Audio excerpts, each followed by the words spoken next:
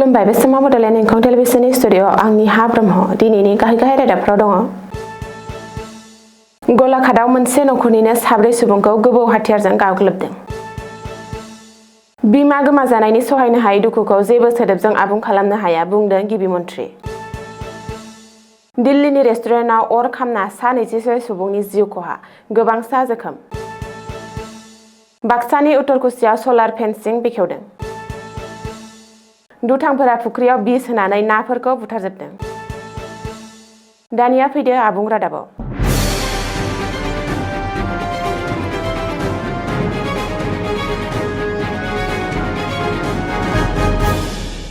गलाघाटआव गिख्रंथाव गाग्लोबनाय जाथाय। गलाघाट जिल्लानि जामुगुरिनि नागुरा गामियाव मोनसे नखरनिनो 4 सुबुंखौ गाग्लोबनाय जाथाया सोराङाव फैदों। ऋतुपर्ण हाजरिका मुंनि सासे सुबुंनि हेंथायै बे गोख्रों अजदखौ होनाय जादों। रिपर्ट बायदिब्ला ऋतुपर्ण हाजरिकाया जामुगुरिनि नागुरा गामिनि मोनसे नखरनिनो 4 सुबुंखौ गोबौ हाथियारजों गाग्लोबदों।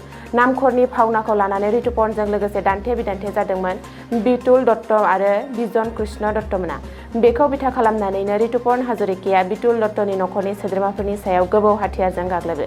बे जाथायाव बितुल दत्त, इलामनि सयकिया, बिजय कृष्ण दत्त आरो कमलाक्षी सयकियाया गोब्राब जोखोम जायो। बे जाथायनि उनाव अजद होनाय बायदियै पुलिसा दायनिगिरि दुथां ऋतुपर्ण हाजरिकाखौ एरेस्ट खालामो होननानै सुलुङाव फोरमायदों।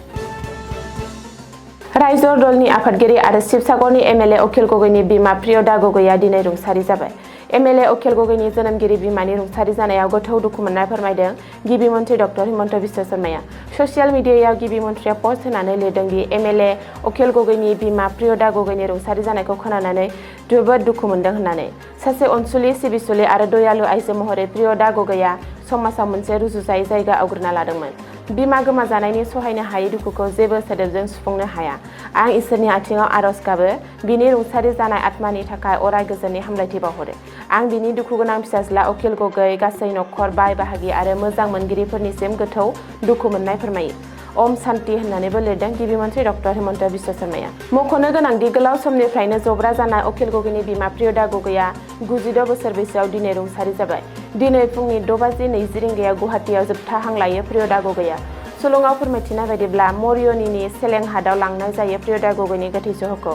सेलेंहाटआवनो जोबथा बिदाय होनाय जागोन अखिल गगैनि बिमाखौ। हादरनि राजथावनि दिल्लीनि मालव्य नगर ओनसोलाव गिख्रंथाव अर खामदों। लेमन ग्रीन मुंनि गंसे रेस्टुरेन्टआव बे गिख्रंथाव अर खामनाय जाथाया जादों। दिनै फुंनि 8:50 रिंगासोआव जानाय बे गिख्रंथाव अर खामनाय जाथायाव सा 21 सुबुंफ्रा गोथाङैनो खामथारनानै जिउ गोमानायजों लोगोसे सा 50निबो बांसिन सुबुंफ्रा जोखोम जायो।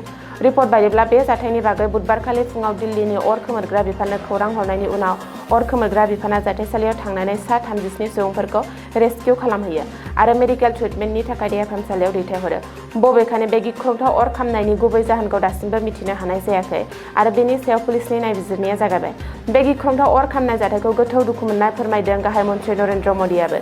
लोगोसे जिउ गोमानाय सुबुंफोरनि नखरनो 2 लाख राङै आरो जोखोम जानाय सुबुंफोरनो 50,000 राङै खहा सुफुंनाय होनाय जागोन होननानै फोसावदों गाहाय मन्थ्रिनि मावख'निफ्राय।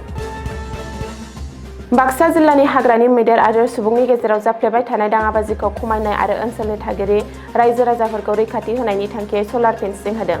उत्तरकुसि गामियाव होदों सलार फेन्सिं। रिपर्ट बायदिब्ला बे सलार फेन्सिंखौ गुबुन गुबुन गौथुमफोरनि हेफाजाब आरो मदद होनायाव SBI फाउन्डेसनआ थियारि खालामनानै मावख'आरि महरै सुबुं समाजनो गथायना होबाय।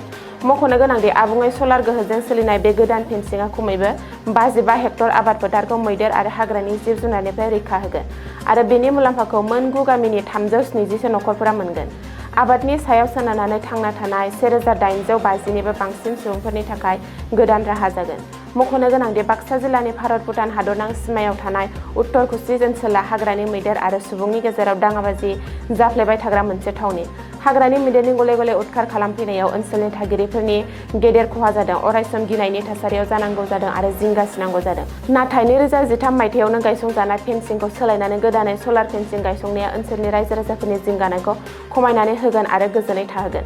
मिथिनो हानाय बायदिब्ला दिनै गोदान फेन्सिं गथायनाय हाबाफारियाव हाग्रा बिफाननि सोद्रोमाफोर, जायगानि फसंथानफोर, गामिनि दैदेनगिरिफोर, मानास स'सिय'-इक'टुरिजम ससाइटिनि सोद्रोमाफोर, माहारियारि आफादफोर फारियै एबसु, ABMSुनि दैदेनगिरिफोर आरो उत्तरकुसि बाजार कमिटिनि बिबानगिरिफोरा बाहागो लायो। सटियानि करियनियाव मोनसे फुख्रियाव सोरबा दुथाङा बिस होनानै नाफोरखौ बुथारलांजोबनायनि अजद थिखांदों। रिपर्ट बायदिब्ला करियनिनि जालाल उद्दिन मुंनि सुबुङा गावनि फुख्रियाव 5 कुइन्टेलसो ना हगारदोंमोन। नाथाय दिनै फुङाव जालाला फुख्रिनि रुगुङाव थांना नुहैयो गासैबो नाफोरा थैनानै दै सायाव गोजावनानै दं। ओरैहाय फुख्रिनि नाफोरखौ नुनानै खर' हमनो गोनां जायो जालाल उद्दिना। सोरबा दुथाङा गावनि फुख्रियाव बिस होनानै नाफोरखौ बुथारलांजोबनायनि अजद होदों जालाल उद्दिना। जालाला मिथिहोनाय बादिब्ला बियो बेंक आरो गावसुंथा हान्जानिफ्राय रां दाहार लानानै ना फिसिदोंमोन आरो गावनि आथिङाव गसंथानो नाजादोंमोन। दिनैनि रादाबा एसेनोसै, गोजोन्थों।